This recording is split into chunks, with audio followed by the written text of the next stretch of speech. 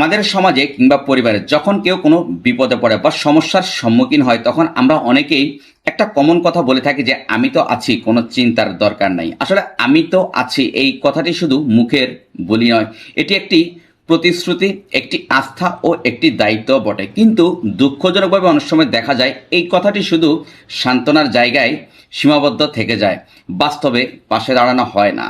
এতে করে মানুষের বিশ্বাস ভেঙে যায় এবং মানুষের সাথে মানুষের সম্পর্ক অনেকটা দুর্বল হয়ে যায়।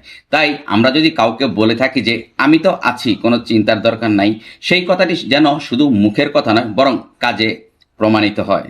এখন কথা হচ্ছে যে আমি তো আছি এই কথাটির সত্যিকার অর্থ হচ্ছে যে বিপদের সময় পাশে দাঁড়ানো, কষ্টের সময় সমাধানের চেষ্টা করা এবং কারো দুঃখে সামান্য হলেও সান্ত্বনা দেওয়া।